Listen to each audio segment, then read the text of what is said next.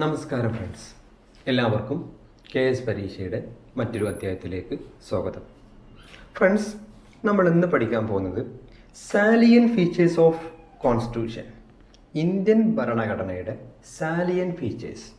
അഥവാ ലോകത്ത് പല കോൺസ്റ്റിറ്റ്യൂഷൻസ് ഉണ്ട്, അതിൽ നിന്ന് ഇന്ത്യൻ ഭരണഘടനയെ വേർതിരിക്കുന്ന ചില പ്രധാനപ്പെട്ട ഫീച്ചേഴ്സുകൾ, പ്രത്യേകതകളുണ്ട്. അതാണ് നമ്മളിന്ന് പഠിക്കാൻ പോകുന്നത്. സോ എന്തൊക്കെയാണ് ഇന്ത്യൻ ഭരണഘടന പ്രധാനപ്പെട്ട ഫീച്ചേഴ്സ് എന്ന് നോക്കാം. ഒന്ന്, the bulkiest constitution of the world. രണ്ട്, ഡ്രോൺ ഫ്രോം വേരിയസ് സോഴ്സസ്. മൂന്ന്, synthesis of rigidity and flexibility. നാല്, federal system with unitary bias. നാല്, പാർലമെൻ്ററി സിസ്റ്റം ഓഫ് ഗവൺമെൻറ്. ആറ്, independent and integrated judiciary. Then constitutional bodies, universal adult franchise, fundamental rights, directive principles of state policy, secularism, single citizenship, bicameral legislature, emergency powers and three-tier government. Okay, so ഇതാണ് Indian ഭരണഘടനയുടെ പ്രധാനപ്പെട്ട salient ആയിട്ടുള്ള features. നമുക്കിനി one by one ഓരോന്ന് പഠിക്കാം. Friends, നമ്മൾ ആദ്യം പറഞ്ഞു ലോകത്തിലെ എഴുതപ്പെട്ട ഭരണഘടനയിൽ ഏറ്റവും വലുത് ഇന്ത്യൻ ഭരണഘടനയാണ്. Okay, lengthiest written constitution. Okay, ലോകത്തിലെ എഴുതപ്പെട്ട ഭരണഘടനയിൽ ഏറ്റവും വലുത് ഇന്ത്യൻ ഭരണഘടനയാണ്. The constitution are classified into two, written and unwritten, like USA and British constitution respectively. Okay, അപ്പോൾ ഫ്രണ്ട്സ്, ലോകത്ത് രണ്ട് ടൈപ്പ് ഭരണഘടനകളുണ്ട്. ഒന്ന് റിട്ടൺ കോൺസ്റ്റിറ്റ്യൂഷൻ ഉണ്ട്, അതേപോലെ അൺറിട്ടൺ കോൺസ്റ്റിറ്റ്യൂഷൻ ഉണ്ട്. ഓക്കെ, റിട്ടൺ കോൺസ്റ്റിറ്റ്യൂഷൻ എക്സാമ്പിളാണ് USA. ഓക്കെ, അതേപോലെ ഇന്ത്യ. ഓക്കെ, അഥവാ പുസ്തക രൂപത്തിൽ ഭരണഘടന എഴുതപ്പെട്ടിട്ടുണ്ട്. ദെൻ അൺറിട്ടൺ കോൺസ്റ്റിറ്റ്യൂഷൻ ഉണ്ട്, എഴുതപ്പെടാത്ത ഭരണഘടനകളുണ്ട്. അതായത് പുസ്തക രൂപത്തിൽ ഒരു റിട്ടൺ ഫോം ഒന്നുമില്ലാത്ത ഭരണഘടനകളുണ്ട്. അത്തരം ഭരണഘടനകൾ പ്രവർത്തിക്കുന്നത്, അത്തരം രാജ്യങ്ങൾ പ്രവർത്തിക്കുന്നത് കീഴ്വഴക്കങ്ങളുടെ അടിസ്ഥാനത്തിലാണ്, കൺവെൻഷൻ അടിസ്ഥാനത്തിലാണ് അത്തരം രാജ്യങ്ങളൊക്കെ പ്രവർത്തിക്കുന്നത്. സോ അൺറിട്ടൺ കോൺസ്റ്റിറ്റ്യൂഷൻ എക്സാമ്പിളാണ് ബ്രിട്ടൻ, അതേപോലെ തന്നെ ഇസ്രായേലൊക്കെ. സോ പറഞ്ഞു വരുന്നത്, ലോകത്ത് എഴുതപ്പെട്ട ഭരണഘടനയിൽ ഏറ്റവും വലുത് ഇന്ത്യൻ ഭരണഘടനയാണ്. ഓക്കെ, ഫോർ എക്സാമ്പിൾ US കോൺസ്റ്റിറ്റ്യൂഷനിൽ ആകെ 7 ആർട്ടിക്കിൾസ് മാത്രമേ ഉള്ളൂ. പക്ഷേ ഇന്ത്യൻ ഭരണഘടനയിൽ ഒരു പ്രിയാമ്പിളും 25 പാർട്സുകളും 12 ഷെഡ്യൂളുകളും 400-ൽ പരം ആർട്ടിക്കിളും 470-ൽ പരം ആർട്ടിക്കിൾസും അടങ്ങുന്നുണ്ട്. ഓക്കെ, സോ ഇന്ത്യൻ ഭരണഘടനയിൽ 470ഓളം ആർട്ടിക്കിൾസ് ഉണ്ട്. ഓക്കെ, വെറാസ് US എത്ര മാത്രമേ ഉള്ളൂ? 7 ആർട്ടിക്കിൾസ് മാത്രമേ ഉള്ളൂ. അപ്പോൾ ലോകത്തിലെ എഴുതപ്പെട്ട ഭരണഘടനയിൽ ഏറ്റവും വലുത് ഇന്ത്യൻ ഭരണഘടനയാണ്. So my humble question, why Indian constitution become so large? എന്തുകൊണ്ടാണ് ഇന്ത്യൻ ഭരണഘടന ഇത്രയും വലുതായത്? ധാരാളം കാരണങ്ങൾ പറയുന്നുണ്ട്. അതിൽ ഏറ്റവും പ്രധാനപ്പെട്ട കാരണം ഒന്ന്, diversity of the country. Diversity of the country. So friends, നമുക്കറിയാം നമ്മുടെ രാജ്യത്ത് പല മതങ്ങളുണ്ട്, പല സംസ്കാരങ്ങളുണ്ട്, പല ഭാഷകളുണ്ട്, പല ജാതിയുണ്ട്. ഓക്കെ, സോ വൈവിധ്യത്തിൽ സമ്പന്നമായൊരു കൺട്രിയാണ് നമ്മുടെ രാജ്യം. അപ്പം ഈ ഒരു സമ്പന്നതയെ അല്ലെങ്കിൽ ഈ ഒരു ഡൈവേഴ്സിറ്റിയെ ഉൾക്കൊള്ളുന്ന ഒരു ഭരണഘടന സ്വാഭാവികമായിട്ടും വലുതാക്കും. ഓക്കെ, നേരെ മറിച്ച് US എന്താണ് അവസ്ഥ? അവിടെ ബഹുഭൂരിപക്ഷവും ആളുകൾ സംസാരിക്കുന്ന ഭാഷ ഒന്ന് തന്നെയാണ്. ഓക്കെ, ബഹുഭൂരിപക്ഷവും ഒരേ മതക്കാരാണ്. ഓക്കെ, അവിടെ എല്ലാവർക്കും ഏറെക്കുറെ ഒരു സിമിലർ ആയിട്ടുള്ള കൾച്ചറാണ്. സോ അവിടെ ഒരു യൂണിഫൈഡ് ആയിട്ടുള്ള ഒരു കോൺസ്റ്റിറ്റ്യൂഷൻ കൊണ്ടുവരാൻ സാധിക്കും. ആ ഒരു ഭരണഘടന ചെറുതായിരിക്കും. പക്ഷെ ഇന്ത്യയിൽ അങ്ങനല്ല, പല സംസ്കാരങ്ങൾ, പല ഭാഷകൾ, പല മതങ്ങൾ. ഓക്കെ, അപ്പോൾ ഈ ഒരു ഡൈവേഴ്സിറ്റിയെ ഉൾക്കൊള്ളുന്ന ഒരു ഭരണഘടന സ്വാഭാവികമായിട്ടും വലുതാകും. ഓക്കെ, അപ്പോൾ ഇന്ത്യൻ ഭരണഘടന എന്തുകൊണ്ട് ഇത്രയും വലുതായി എന്ന് ചോദിച്ചാൽ അതിൻ്റെ പ്രധാനപ്പെട്ട കാരണം ഒന്ന് അവരുടെ ഡൈവേഴ്സിറ്റിയാണ്. ദെൻ രണ്ട്, single constitution for central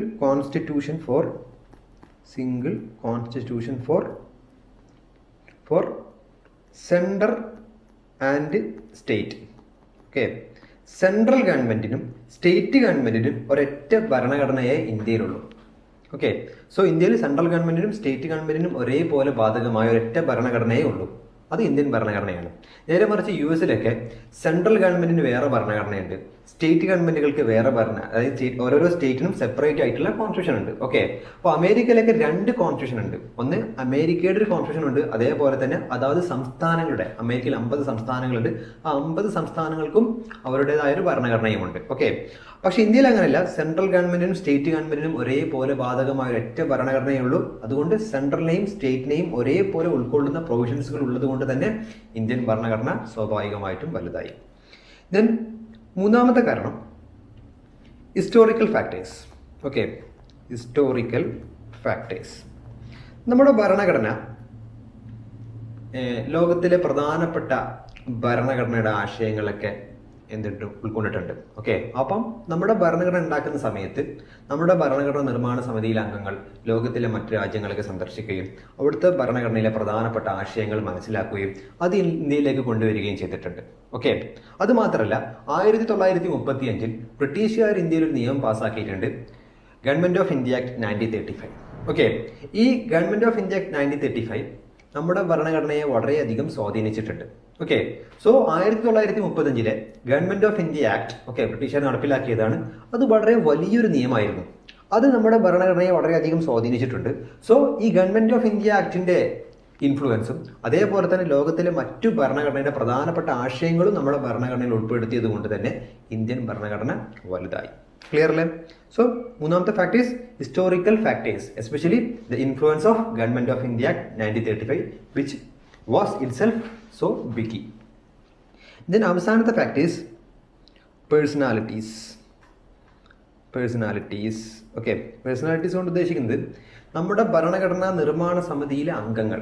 okay, ഇപ്പോൾ ജവഹർലാൽ നെഹ്റു ആയാലും അതേപോലെ തന്നെ മൗലാന അബ്ദുൽ കലാം ആസാദ് ആയാലും ആ കാലഘട്ടത്തിലെ പ്രഗത്ഭരായ ഭരണഘടനാ നിർമ്മാണ സമിതിയിലെ അംഗങ്ങൾ എല്ലാവരും തന്നെ ലീഗൽ ലൂമിനറീസ് അഥവാ വക്കീലന്മാരായിരുന്നു, പ്രഗത്ഭരായ വക്കീലന്മാരായിരുന്നു. ഓക്കെ, അപ്പോൾ അത്തരത്തിലുള്ള വക്കീലന്മാരാണ് ഭരണഘടനാ നിർമ്മാണ സമിതിയിൽ ഉള്ളത് കൊണ്ട് തന്നെ ഭരണഘടന സ്വാഭാവികമായിട്ടും വലുതായി. ഓക്കെ, സോ അങ്ങനെ പലവിധ കാരണങ്ങൾ പറയുന്നുണ്ട് എന്തുകൊണ്ടാണ് ഇന്ത്യൻ ഭരണഘടന ഇത്രയും വലുതായത്. അതിൽ ഏറ്റവും പ്രധാനപ്പെട്ടത് അവർ diversity, then single constitution for both central and state, historical factors, then personalities. Okay, ഇങ്ങനെ മൾട്ടിപ്പിൾ കാരണത്താൽ ഇന്ത്യൻ ഭരണഘടന ഇത്രയും വലുതായി. സോ പറഞ്ഞതിന്റെ രത്ന ചുരുക്കം, ലോകത്ത് എഴുതപ്പെട്ട ഭരണഘടനയിൽ ഏറ്റവും വലുത് ഇന്ത്യൻ ഭരണഘടനയാണ്. ക്ലിയർ അല്ലേ? മനസ്സിലായല്ലോ? മുന്നോട്ട് പോകാം. Next, drawn from various sources. Indian ഭരണഘടനയിൽ പറയുന്ന പല ആശയങ്ങളും നമ്മൾ മറ്റുള്ള രാജ്യങ്ങളിൽ നിന്ന്, മറ്റുള്ള കോൺസ്റ്റിറ്റ്യൂഷനിൽ നിന്ന് കടമെടുക്കപ്പെട്ടിട്ടുള്ളതാണ്. The Constitution of India has borrowed most of its provision from Constitution of various other countries as well as from the Government of India Act 1935. നമ്മുടെ ഇന്ത്യൻ ഭരണഘടന അതിൽ പറയുന്ന പല ആശയങ്ങളും മറ്റുള്ള കൺട്രീസിന്റെ ഭരണഘടനയിൽ നിന്ന് കടമെടുക്കപ്പെട്ടിട്ടുള്ളതാണ്. അതോടൊപ്പം തന്നെ 1935 ഗവൺമെന്റ് ഓഫ് ഇന്ത്യ ആക്ടിൽ നിന്നും ധാരാളം ആശയങ്ങൾ നമ്മൾ കടമെടുത്തിട്ടുണ്ട്. ക്ലിയർ അല്ലേ? പക്ഷെ ഫ്രണ്ട്സ്, അവിടെ ഒരു കാര്യം പ്രത്യേകം ശ്രദ്ധിക്കണം. നമ്മളിപ്പോൾ വേറൊരു കൺട്രിയിൽ നിന്ന് ഒരു ആശയം എടുത്തു, ആ ഒരാശയത്തെ അപ്പാടെ നമ്മൾ സ്വീകരിക്കുകയല്ല ചെയ്തിട്ടുള്ളത്. നമ്മൾ കടമെടുത്ത ആശയത്തെ ഇന്ത്യൻ കോണ്ടെക്സ്റ്റിലേക്ക് ഏറ്റവും ബെസ്റ്റായ രൂപത്തിൽ മോഡിഫൈ ചെയ്തുകൊണ്ടാണ് നമ്മൾ സ്വീകരിച്ചിട്ടുള്ളത്. ഓക്കെ, ഫോർ എക്സാമ്പിൾ, നമ്മൾ റഷ്യയിൽ നിന്ന് കടമെടുത്തൊരു ആശയമാണ് സോഷ്യലിസം. ഓക്കെ, പക്ഷെ റഷ്യയിലുള്ള സോഷ്യലിസം ഇന്ത്യയിലേക്ക് എത്തിയപ്പോഴേക്കും ടോട്ടലി മാറിയിട്ടുണ്ട്. റഷ്യയിലെ സോഷ്യലിസം എന്ന് പറയുന്നത് കമ്മ്യൂണിസ്റ്റിക് സോഷ്യലിസം ആണ്. അതായത് കമ്മ്യൂണിസ്റ്റിക് സോഷ്യലിസത്തിന്റെ പ്രത്യേകത, ഒന്ന് സാധന സേവനങ്ങളുടെ ഉൽപാദനം വിതരണം പരിപൂർണമായിട്ട് ഗവൺമെന്റ് ആയിരിക്കും. ദെൻ സാധന സേവനങ്ങളുടെ വില നിയന്ത്രിക്കുന്നത് ഗവൺമെന്റ് ആയിരിക്കും. അതോടൊപ്പം തന്നെ പ്രൈവറ്റ് പ്രോപ്പർട്ടി എന്ന് പറയുന്ന കൺസെപ്റ്റ് ഇല്ല, എല്ലാം പബ്ലിക് പ്രോപ്പർട്ടി ആയിരിക്കും.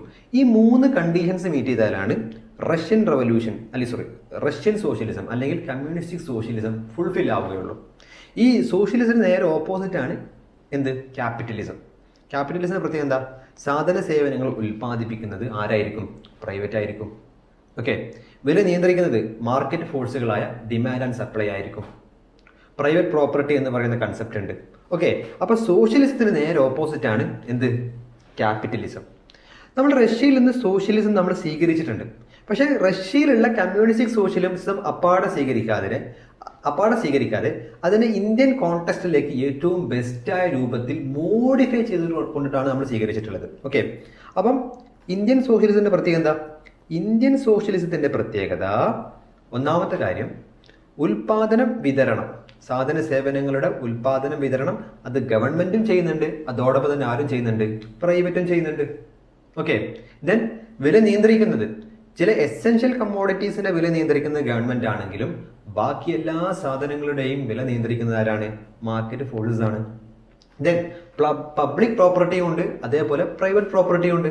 So mix of capitalism and socialism ആണ് ഇന്ത്യൻ സോഷ്യലിസം എന്ന് പറഞ്ഞു കഴിഞ്ഞാൽ. ഓക്കെ, അപ്പൊ നമ്മൾ റഷ്യയിൽ നിന്ന് സോഷ്യലിസം എടുത്തു, പക്ഷെ ആ സോഷ്യലിസത്തെ അതേപടി സ്വീകരിക്കാതെ അതിനെ ഇന്ത്യൻ കോണ്ടെക്സ്റ്റിലേക്ക് ഏറ്റവും ബെസ്റ്റായ രൂപത്തിൽ മോഡിഫൈ ചെയ്തുകൊണ്ടാണ് ലോകത്തിലെ പല ആശയങ്ങളും നമ്മൾ കടമെടുത്തത്. സോ അപ്പാടെ കോപ്പി പേസ്റ്റ് ചെയ്യുകയല്ല, നമ്മൾ എന്താ ചെയ്തത്? Innovative borrowing. ഓക്കെ, കടമെടുക്കപ്പെട്ട ആശയങ്ങളെ ഇന്ത്യയുടെ കോണ്ടെക്സ്റ്റിലേക്ക്, ഇന്ത്യൻ സാഹചര്യത്തിലേക്ക് ഏറ്റവും ബെസ്റ്റായ രൂപത്തിൽ മോഡിഫൈ ചെയ്തുകൊണ്ടാണ് സ്വീകരിച്ചിട്ടുള്ളത്. ക്ലിയർ അല്ലേ? മനസ്സിലായല്ലോ? മുന്നോട്ട് പോകാം.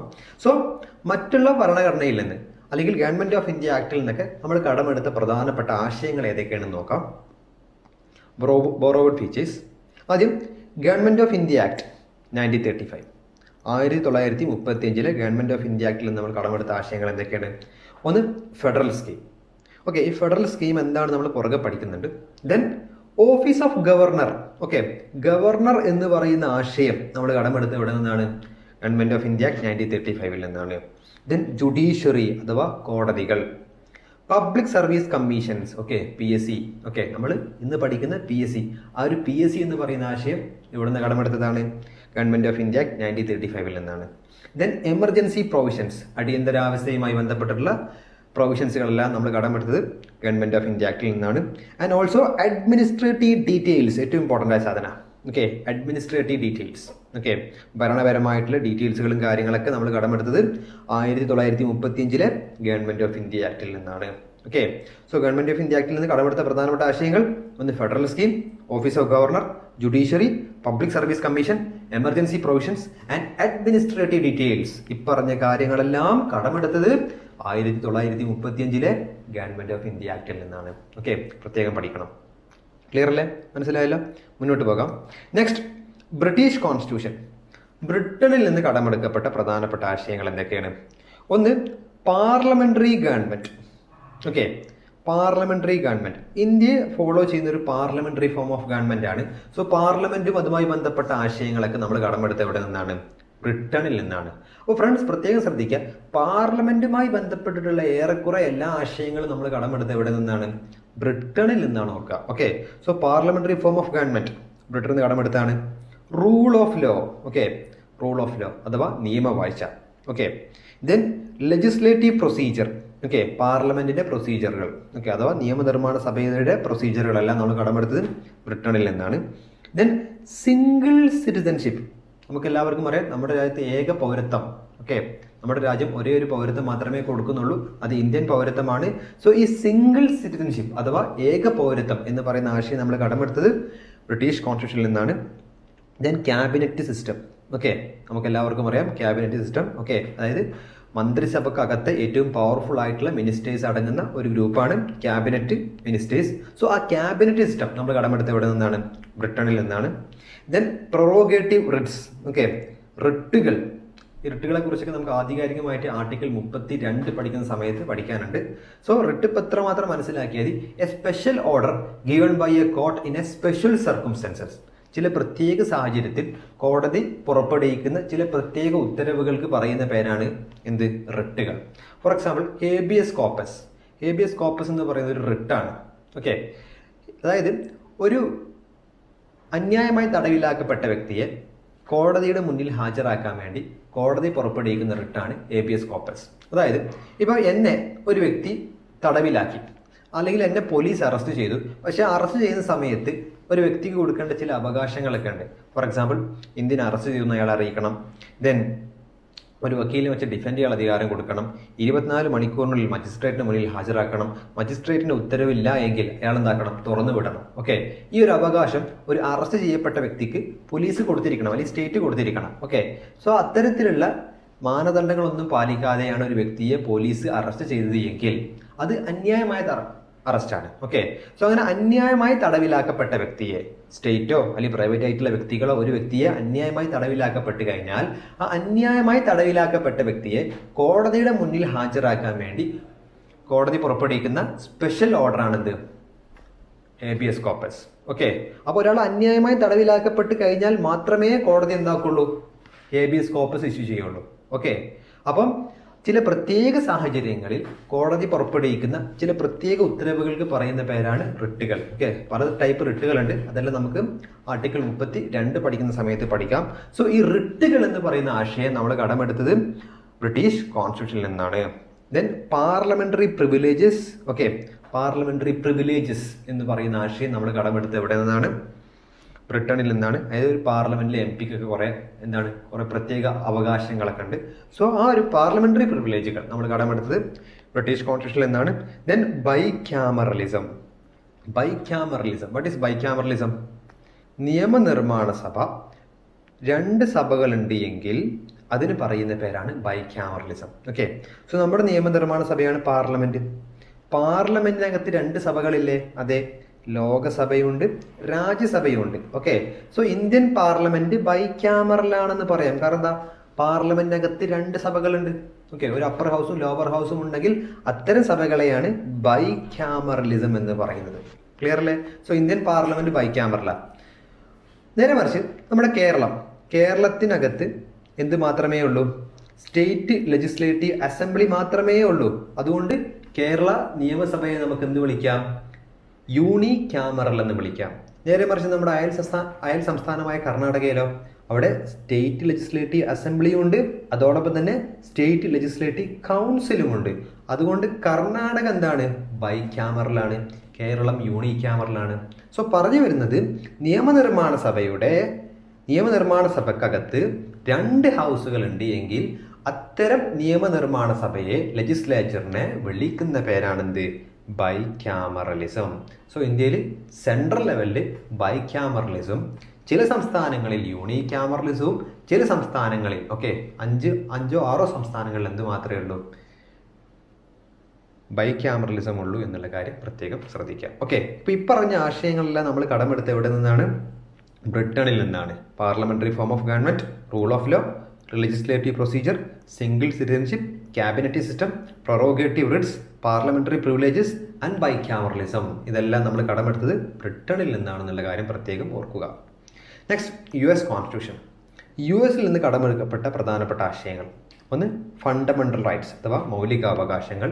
Then independence of judiciary. Okay, ജുഡീഷ്യറിയുടെ independence. Then judicial review. Okay, എന്താ ജുഡീഷ്യൽ റിവ്യൂ? ജുഡീഷ്യൽ റിവ്യൂ നമ്മൾ പുറകെ വിശാലമായിട്ട് പഠിക്കും. ഇപ്പം എത്ര മാത്രം മനസ്സിലാക്കുക, പാർലമെന്റോ സ്റ്റേറ്റ് ലെജിസ്ലേച്ചറോ പാസ്സാക്കുന്ന നിയമങ്ങൾ ഭരണഘടനയ്ക്ക് വിരുദ്ധമാണ് എങ്കിൽ അത്തരം നിയമങ്ങളെ അസാധുവാക്കാനുള്ള കോടതിയുടെ അധികാരത്തിന് പറയുന്ന പേരാണ് ജുഡീഷ്യൽ റിവ്യൂ. ഓക്കെ, പാർലമെന്റോ സ്റ്റേറ്റ് ലെജിസ്ലേച്ചറോ പാസ്സാക്കുന്ന നിയമങ്ങൾ, അല്ലെങ്കിൽ ഇന്ത്യയിലെ ഏതെങ്കിലും എക്സിക്യൂട്ടീവ് അതോറിറ്റി, ഓക്കെ, പ്രസിഡന്റ് മുതൽ നമ്മുടെ നാട്ടിലെ വില്ലേജ് ഓഫീസർ വരെയുള്ള ഏതെങ്കിലും എക്സിക്യൂട്ടീവ് അതോറിറ്റിയുടെ ഉത്തരവ്, അല്ലെങ്കിൽ ഇന്ത്യയിലെ ഏതെങ്കിലും ആചാരങ്ങളും അനുഷ്ഠാനങ്ങളും ഇവയിൽപ്പെട്ട ഏതെങ്കിലും ഒന്ന് ഭരണഘടനയ്ക്ക് വിരുദ്ധമാണ് എങ്കിൽ അത്തരം ആചാരങ്ങൾ, അനുഷ്ഠാനങ്ങൾ, പാർലമെന്റിന്റെ നിയമങ്ങൾ, അതേപോലെ എക്സിക്യൂട്ടീവ് ഓർഡറുകൾ, ഇതെല്ലാം അസാധുവാക്കാനുള്ള കോടതിയുടെ അധികാരത്തിന് പറയുന്ന പേരാണ് ജുഡീഷ്യൽ റിവ്യൂ. ക്ലിയർ അല്ലേ? മനസ്സിലായല്ലോ? മുന്നോട്ട് പോകാം. Next, impeachment of president. പ്രസിഡന്റിനെ ഇംപീച്ച്മെന്റ് ചെയ്യുന്നത്. ഓക്കെ, ഇന്ത്യൻ പ്രസിഡന്റിനെ പുറത്താക്കുന്ന പ്രൊസീജിയർ, അതിനാണ് നമ്മൾ ഇംപീച്ച്മെന്റ് എന്ന് പറയുന്നത്. സോ ഇംപീച്ച്മെന്റ് ഓഫ് പ്രസിഡന്റ്, ആ ഒരു ആശയം നമ്മൾ കടമെടുത്ത് എവിടെ നിന്നാണ്? US നിന്നാണ്. Then removal of supreme court and high court judges. Supreme കോടതിയിലെയും ഹൈക്കോടതിയിലെയും ജഡ്ജിമാരെ പുറത്താക്കുന്ന ഇംപീച്ച്മെന്റ് പ്രോസസ്, അത് നമ്മൾ കടമെടുത്തത് US നിന്നാണ്. Then post of vice president. Okay, vice president എന്ന് പറയുന്ന ആശയം, അല്ലെങ്കിൽ ഓഫീസ് ഓഫ് വൈസ് പ്രസിഡന്റ്, ഇതൊക്കെ നമ്മൾ കടമെടുത്തത് എവിടെ നിന്നാണ്? US നിന്നാണ്. So fundamental rights, independence of judiciary, judicial review, impeachment of president, supreme court and high court judges and post of vice president, ഈ പറഞ്ഞ ആശയങ്ങളൊക്കെ കടമെടുത്തത് എവിടെ നിന്നാണ്? US-ൽ നിന്നാണ്. അതേപോലെ ഒരു പ്രധാനപ്പെട്ട ആശയം കൂടിയുണ്ട്, ദാറ്റ് ഈസ് പ്രിയാമ്പിൾ. പ്രിയാമ്പിൾ എന്ന് പറയുന്ന ആശയം നമ്മൾ കടമെടുത്തത് എവിടെ നിന്നാണ്? US-ൽ നിന്നാണ്. അതായത് ലോകത്താദ്യമായി ഒരു പ്രിയാമ്പിൾ, ഓക്കെ, പ്രിയാമ്പിൾ എന്ന് പറഞ്ഞാൽ ഇൻട്രോഡക്ഷൻ ആണ്. ഓക്കെ, സോ ലോകത്താദ്യമായി ഒരു ഇൻട്രോഡക്ഷനോട് കൂടി അവതരിപ്പിക്കുന്ന ഭരണഘടന അമേരിക്കയുടേതാണ്. ഓക്കെ, സോ ഒരു പ്രിയാമ്പിൾ വെച്ച് തുടങ്ങുന്ന ലോകത്തിലെ ആദ്യത്തെ ഭരണഘടന US-ൻ്റെതാണ്. സോ ഇന്ത്യൻ ഭരണഘടനയും ആരംഭിക്കുന്ന ഒരു പ്രിയാമ്പിൾ വെച്ചുകൊണ്ടാണ്. സോ ഈ പ്രിയാമ്പിൾ എന്ന് പറയുന്ന ആശയം നമ്മൾ എവിടുന്ന് കടമെടുത്തതാണ്, അല്ലെങ്കിൽ ഒരു പ്രിയാമ്പിളോട് കൂടി ഭരണഘടന ആരംഭിക്കുന്ന ഈ രീതി നമ്മൾ കോപ്പി അടിച്ചത് എവിടെ നിന്നാണ്? US-ൽ നിന്നാണ്. സോ പ്രിയാമ്പിൾ എന്ന് പറയുന്ന ആശയം നമ്മൾ കടമെടുത്തത് US-ൽ നിന്നാണ്. ക്ലിയർ അല്ലേ? മനസ്സിലായല്ലോ? മുന്നോട്ട് പോകാം. നെക്സ്റ്റ്, ഐറിഷ് കോൺസ്റ്റിറ്റ്യൂഷൻ അഥവാ അയർലാൻഡിൽ നിന്ന് കടമെടുക്കപ്പെട്ട പ്രധാനപ്പെട്ട ആശയങ്ങൾ ഇതൊക്കെ. ഒന്ന്, directive principles of state policy, DPSPs എന്ന് പറയും. ഓക്കെ, ഈ DPSPയെ കുറിച്ചൊക്കെ ആധികാരികമായിട്ട് നമ്മൾ പാർട്ട് 4-ൽ പറയുന്നുണ്ട്, അപ്പോൾ നമുക്ക് പഠിക്കാം. Then nomination of members Rajya Sabha, രാജ്യസഭയിലേക്ക് പ്രസിഡന്റ് എന്താക്കുന്നുണ്ട്? 12 പേരെ നോമിനേറ്റ് ചെയ്യുന്നുണ്ട്. ഓക്കെ, അതായത് art, literature, science, social service എന്നീ മേഖലയിൽ തിളങ്ങി നിൽക്കുന്ന 12 പേരെ രാജ്യസഭയിലേക്ക് പ്രസിഡന്റ് നോമിനേറ്റ് ചെയ്യുന്നുണ്ട്. സോ ഈ രാജ്യസഭാ നോമിനേഷൻ അല്ലെങ്കിൽ അപ്പർ ഹൗസ് നോമിനേഷൻ എന്ന ഈ ഒരു ആശയം നമ്മൾ കടമെടുത്തത് അയർലാൻഡിൽ നിന്നാണ്. Then method of election of president, പ്രസിഡന്റിനെ തിരഞ്ഞെടുക്കുന്ന രീതി നമ്മൾ കടമെടുത്തത് എവിടെ നിന്നാണ്? അയർലാൻഡിൽ നിന്നാണ്. ഓക്കെ, പ്രസിഡന്റിനെ തിരഞ്ഞെടുക്കുന്ന ഒരു പ്രത്യേക രീതിയാണ്, ഒരു കൊളീജിയം വെച്ചിട്ടൊക്കെയാണ് നമ്മൾ തിരഞ്ഞെടുക്കുന്നത്. അതിനെക്കുറിച്ചൊക്കെ നമുക്ക് ആധികാരികമായിട്ട് പറയേണ്ടതുണ്ട്. സോ പ്രസിഡന്റിനെ ഇലക്ട് ചെയ്യുന്ന രീതി നമ്മൾ കടമെടുത്തത് അയർലാൻഡിൽ നിന്നാണ്. പക്ഷേ പ്രസിഡന്റിനെ പുറത്താക്കുന്ന ഇംപീച്ച്മെന്റ് നമ്മൾ കടമെടുത്തത് US-ൽ നിന്നാണ്. സോ പ്രത്യേകം ശ്രദ്ധിക്കുക. So DPSPs, nomination of members Rajya Sabha, then method of election of president, ഈ ആശയങ്ങളൊക്കെ നമ്മൾ കടമെടുത്തത് അയർലാൻഡിൽ നിന്നാണ്. ക്ലിയർ അല്ലേ? മനസ്സിലായല്ലോ? മുന്നോട്ട് പോകാം. നെക്സ്റ്റ്, കനേഡിയൻ കോൺസ്റ്റിറ്റ്യൂഷൻ, കാനഡയിൽ നിന്ന് കടമെടുക്കപ്പെട്ട പ്രധാനപ്പെട്ട ആശയങ്ങൾ എന്തൊക്കെ? ഒന്ന്, federation with strong centre. Okay, so ഈ ഫെഡറേഷൻ എന്താ എന്ന് നമുക്ക് പുറകെ ആധികാരികമായിട്ട് നമ്മൾ ഈ ക്ലാസ്സിൽ തന്നെ പറയുന്നുണ്ട്. സോ എല്ലാവരും ഫെഡറേഷൻ എന്താണ് എന്ന് അപ്പം നമ്മൾ ആധികാരികമായിട്ട് മനസ്സിലാക്കും. അപ്പം നിങ്ങൾ എന്താക്കണം? ഈ ഒന്നുകൂടി ഇവിടെ വന്നിട്ട് ഇതൊന്ന് കേൾക്കണം കേട്ടോ. സോ ഇപ്പം ഇത്ര മാത്രം മനസ്സിലാക്കാം. Federation with strong centre. Okay, federation with strong centre എന്ന് പറയുന്ന ഒരു ആശയം നമ്മൾ കടമെടുത്തത് കാനഡയിൽ നിന്നാണ്. Then vesting of residuary powers in the centre. Okay, residuary power central government കയ്യിലാണ്. What is residuary power? Friends, നമുക്കറിയാം നമ്മുടെ ഭരണഘടനയുടെ 7th ഷെഡ്യൂളിൽ 3 ലിസ്റ്റുകൾ പറയുന്നുണ്ട്. യൂണിയൻ ലിസ്റ്റ്, അതേപോലെ സ്റ്റേറ്റ് ലിസ്റ്റ്, അതേപോലെ തന്നെ കൺകറന്റ് ലിസ്റ്റ്. ഓക്കെ, സോ ഒരു കാര്യം ഇപ്പം തന്നെ മനസ്സിലാക്കിക്കോളൂ. ഈ ഫെഡറേഷൻ എന്താണെന്ന് ഇപ്പം തന്നെ ഓർത്ത് പോയിക്കോളൂ. ഫെഡറേഷൻ എന്ന് പറഞ്ഞു കഴിഞ്ഞാൽ സെൻട്രൽ ഗവൺമെൻറ്റിനും സ്റ്റേറ്റ് ഗവൺമെൻറ്റിനും അധികാര വിഭജനം ഭരണഘടന തന്നെ നൽകിയിട്ടുണ്ടാകും. അത്തരം പൊളിറ്റിക്കൽ സിസ്റ്റത്തിന് പറയുന്ന പേരാണ് federation. Okay, so central government ഉണ്ടാകും, സ്റ്റേറ്റ് ഗവൺമെൻറ് ഉണ്ടാകും. സെൻട്രൽ ഗവൺമെൻറ് അധികാരമുള്ള വിഷയങ്ങൾ ഏതൊക്കെ, സ്റ്റേറ്റ് ഗവൺമെൻറ് അധികാരമുള്ള വിഷയങ്ങൾ ഏതൊക്കെ. സോ അങ്ങനെ വ്യക്തമായിട്ടുള്ള ഒരു അധികാര വിഭജനം, ഓക്കെ, ഡിവിഷൻ ഓഫ് പവർ ആര് തന്നെ നൽകിയിട്ടുണ്ടാകും? ഭരണഘടന തന്നെ നൽകിയിട്ടുണ്ടാകും. സോ അത്തരം പൊളിറ്റിക്കൽ സിസ്റ്റത്തിന് പറയുന്ന പേരാണ് ഫെഡറേഷൻ എന്ന് പറഞ്ഞാൽ. ഓക്കെ, ഈ ഫെഡറേഷൻ നേരെ ഓപ്പോസിറ്റാണ് യൂണിയനിസം. ഓക്കെ, അല്ലെങ്കിൽ യൂണിയൻ ഗവൺമെൻറ്. ഫെഡറൽ ഗവൺമെൻറ് ഉണ്ട്, അതേപോലെ യൂണിയൻ ഗവൺമെൻറ് ഉണ്ട്. യൂണിയൻ ഗവൺമെൻറ് പ്രത്യേകത എന്താ? യൂണിയൻ ഗവൺമെൻറ് പ്രത്യേകത എല്ലാ അധികാരങ്ങളും ഒരു സെൻട്രൽ ഗവൺമെൻറ്റിൽ നിക്ഷിപ്തമായിട്ടുണ്ടാകും. ഓക്കെ, ഭരണഘടന അധികാരം സെൻട്രലും സ്റ്റേറ്റിനും ഇടയിൽ വീതിച്ചിട്ടുണ്ടാവില്ല. എല്ലാ അധികാരങ്ങളും ആരിൽ നിക്ഷിപ്തമായിരിക്കും? ഒരു സെൻട്രൽ ഗവൺമെൻറ്റിൽ നിക്ഷിപ്തമായിരിക്കും. അത്തരം പൊളിറ്റിക്കൽ സിസ്റ്റത്തിന് പറയുന്ന പേരാണ് യൂണിയൻ ഗവൺമെൻറ്. ഓക്കെ, അപ്പോൾ ലോകത്ത് 2 ടൈപ്പ് ഭരണഘടനയുണ്ട്, അല്ലെങ്കിൽ 2 ടൈപ്പ് ഭരണകൂടങ്ങളുണ്ട്. ഫെഡറൽ ഭരണകൂടമുണ്ട്, അതേപോലെ തന്നെ യൂണിയൻ ഭരണകൂടമുണ്ട്. ഓക്കെ, ഫെഡറൽ ഗവൺമെൻറ് എന്ന് പറഞ്ഞാൽ എന്താ? അധികാര വിഭജനം സെൻട്രൽ ഗവൺമെൻറ്റിനും സ്റ്റേറ്റ് ഗവൺമെൻറ്റിനും ഇടയിൽ നടത്തിയിട്ടുണ്ടാകും. ഓക്കെ, യൂണിയൻ ഗവൺമെൻറ് പ്രത്യേകം എന്താ? അധികാര വിഭജനം നടത്തിയിട്ടുണ്ടാവില്ല. എല്ലാ അധികാരങ്ങളും ആരിൽ നിക്ഷിപ്തമായിരിക്കും? സെൻട്രൽ ഗവൺമെൻറ്റിൽ നിക്ഷിപ്തമായിരിക്കും. ഓക്കെ, അത്തരം ഒരു സിസ്റ്റത്തിന് പറയുന്ന പേരാണ് unionism. Okay, so federation with strong centre എന്ന് പറയുന്ന ആശയം നമ്മൾ കടമെടുത്ത് എവിടെ നിന്നാണ്? കാനഡയിൽ നിന്നാണ്. കാര്യം ശരി, ഇന്ത്യയിൽ ഫെഡറേഷനാണ്, സെൻട്രലും സ്റ്റേറ്റിനും അധികാര വിഭജനം നടത്തിയിട്ടുണ്ട്. അതായത് നമ്മുടെ ഭരണഘടനയുടെ 7th ഷെഡ്യൂളിൽ 3 ലിസ്റ്റുകൾ പറയുന്നുണ്ട്. യൂണിയൻ ലിസ്റ്റ് ഉണ്ട്, സ്റ്റേറ്റ് ലിസ്റ്റ് ഉണ്ട്, കൺകറന്റ് ലിസ്റ്റ് ഉണ്ട്. ഇതിൽ യൂണിയൻ ലിസ്റ്റിൽ പറയപ്പെട്ട വിഷയങ്ങളിൽ സെൻട്രൽ ഗവൺമെൻറ് ആണ് നിയമം ഉണ്ടാക്കേണ്ടത്, അതേപോലെ തന്നെ സെൻട്രൽ ഗവൺമെൻറ് ആണ് ആ നിയമങ്ങൾ നടപ്പിലാക്കേണ്ടത്. Okay, for example citizenship. Okay, പൗരത്വം. ഈ പൗരത്വവുമായി ബന്ധപ്പെട്ട വിഷയങ്ങളിൽ നിയമം ഉണ്ടാക്കാനുള്ള അധികാരം ആർക്ക് മാത്രമാണ്? പാർലമെന്റിന് മാത്രമാണ്, അല്ലെങ്കിൽ സെൻട്രൽ ഗവൺമെന്റിന് മാത്രമാണ്. ഓക്കെ, അത് നടപ്പിലാക്കേണ്ടത് ആരാ? സെൻട്രൽ ഗവൺമെന്റ് ആണ്. Then state list. സ്റ്റേറ്റ് ലിസ്റ്റിന്റെ പ്രത്യേകത, ഈ സ്റ്റേറ്റ് ലിസ്റ്റിൽ പറയുന്ന സബ്ജക്റ്റുകളിൽ നിയമം ഉണ്ടാക്കേണ്ടത് ആരാണ്? സ്റ്റേറ്റ് ഗവൺമെന്റ് ആണ്. അത് സ്റ്റേറ്റ് ഗവൺമെന്റ് ആണ് നടപ്പിലാക്കേണ്ടത്. For example law and order. Okay, police. നമ്മൾ കേരള പോലീസ് അല്ല പറയുന്നത്. അപ്പോൾ കേരള പോലീസുമായി ബന്ധപ്പെട്ട വിഷയങ്ങൾ നിയമം ഉണ്ടാക്കേണ്ടത് ആരാണ്? കേരള സ്റ്റേറ്റ് ആണ്. അതോടൊപ്പം തന്നെ അത് നടപ്പിലാക്കേണ്ടത് ആരാണ്? കേരളമാണ്. സോ പോലീസ്, ലാൻഡ് തുടങ്ങിയ സാധനങ്ങളൊക്കെ എന്താണ്? സ്റ്റേറ്റ് ലിസ്റ്റിൽപ്പെട്ട സാധനമാണ്. Then കൺകർ list. കൺകർ ലിസ്റ്റിന്റെ പ്രത്യേകത, സെൻട്രൽ ഗവൺമെന്റിനും അതേപോലെ തന്നെ സ്റ്റേറ്റ് ഗവൺമെന്റിനും ഒരേപോലെ നിയമങ്ങൾ ഉണ്ടാക്കാൻ അധികാരമുള്ള സബ്ജക്റ്റാണ് ഇതിൽ ഉൾപ്പെടുത്തിയിട്ടുള്ളത്, കൺകർ ലിസ്റ്റിൽ ഉൾപ്പെടുത്തിയിട്ടുള്ളത്. ക്ലിയർ അല്ലേ? സോ അങ്ങനെ ഭരണഘടന തന്നെ അധികാരം സെൻട്രൽ ഗവൺമെന്റിനും സ്റ്റേറ്റ് ഗവൺമെന്റിനും ഇടയിൽ വീതിച്ച് നൽകിയിട്ടുണ്ടെങ്കിൽ അത്തരം ഭരണഘടനയ്ക്ക് പറയുന്ന പേരാണ് ഫെഡറേഷൻ. ക്ലിയർ അല്ലേ? പക്ഷെ ഒരു യൂണിയൻ കൺട്രിയിൽ എന്തുണ്ടാവില്ല? ഇത്തരത്തിലുള്ള ഒരു അധികാര വിഭജനം നടത്തിയിട്ടുണ്ടാവില്ല. സോ ഇന്ത്യ ഫെഡറൽ ആണ്. ഓക്കെ, അതിനെക്കുറിച്ച് നമുക്ക് ആധികാരികമായിട്ട് പുറകെ പഠിക്കാനുണ്ട്. ഇപ്പോൾ തൽക്കാലം മനസ്സിലാക്കാം. ഫെഡറേഷൻ വിത്ത് സ്ട്രോങ് സെൻറ്റർ കാനഡയിൽ നിന്ന് കടമെടുക്കപ്പെട്ട പ്രധാനപ്പെട്ട ആശയമാണ്. Then vesting of residuary powers with centre. Residuary power സെൻറ്ററിൻ്റെ കയ്യിലാണ് എന്ന് പറഞ്ഞാൽ ഭരണഘടനയുടെ 7th ഷെഡ്യൂൾ പ്രകാരം, 7ാം പട്ടിക പ്രകാരം 3 ലിസ്റ്റുകളുണ്ട്. യൂണിയൻ ലിസ്റ്റും ഉണ്ട്, സ്റ്റേറ്റ് ലിസ്റ്റും ഉണ്ട്, അതേപോലെ കൺകറന്റ് ലിസ്റ്റും ഉണ്ട്. ഓക്കെ, സോ യൂണിയൻ ലിസ്റ്റിൽ സെൻട്രൽ അധികാരമുള്ള വിഷയങ്ങൾ, സ്റ്റേറ്റ് ലിസ്റ്റിൽ സ്റ്റേറ്റ് ഗവൺമെന്റ് അധികാരമുള്ള വിഷയങ്ങൾ, കൺകറന്റ് ലിസ്റ്റിൽ സെൻട്രലും സ്റ്റേറ്റിനും ഒരേപോലെ അധികാരമുള്ള വിഷയങ്ങളായിരിക്കും പറഞ്ഞിട്ടുണ്ടാക്കുക. പക്ഷേ ഫ്രണ്ട്സ്, നമുക്കറിയാം നമ്മുടെ ഭരണഘടന നിലവിൽ വന്നത് 1950 ജനുവരി 26-നാണ്. ഓക്കെ, സോ 1950 ജനുവരി 26 നമ്മൾ എന്താക്കിയിട്ടുണ്ട്? സെൻട്രലും സ്റ്റേറ്റിനും അധികാരമുള്ള വിഷയങ്ങൾ വീതിച്ച് നൽകിയിട്ടുണ്ട്. അന്നേ ഭരണഘടന നിലവിൽ വന്ന ദിവസം തന്നെ സെൻട്രലും സ്റ്റേറ്റിനുമുള്ള അധികാരം വീതിച്ച് നൽകിയിട്ടുണ്ട്. പക്ഷേ ഈ 3 ലിസ്റ്റിലും പെടാത്തൊരു പുതിയ സാധനം വന്നാലോ? ഓക്കെ, പിന്നീട് വന്നാലോ? അതായത് ഫോർ എക്സാമ്പിൾ പറയുകയാണെങ്കിൽ, അപ്പോൾ IT എന്ന് പറയുന്ന സാധനം അഥവാ ഇൻഫർമേഷൻ ടെക്നോളജി 1950 ജനുവരി 26-ന് ഇല്ല. ഓക്കെ, ഇത് പിന്നീട് വന്ന സാധനമാണ്. ഒക്കെ അങ്ങനെ പുതിയതായ വല്ല സാധനവും വന്നു കഴിഞ്ഞാൽ അതിന് പറയുന്ന പേരാണ് റെസ്യൂജറി പവേഴ്സ്. അഥവാ 3 ലിസ്റ്റിലും പെടാത്ത പുതുതായിട്ട് വരുന്ന സാധനത്തിനെയാണ് നമ്മൾ എന്തെന്ന് വിളിക്കുന്നത്? റെസ്യൂജറി പവർ എന്ന് വിളിക്കുന്നത്. ഈ റെസ്യൂജറി പവറിന് അധികാരം ആർക്കായിരിക്കും? സെൻട്രൽ ഗവൺമെൻറ്റിനായിരിക്കും. Then appointment of state governors by the central. Okay, സംസ്ഥാനത്തിൻ്റെ തലവനായ ഗവർണറെ അപ്പോയിൻറ്റ് ചെയ്യുന്ന ആരേക്കാരം? സെൻട്രൽ ഗവൺമെൻറ് ആയിരിക്കും.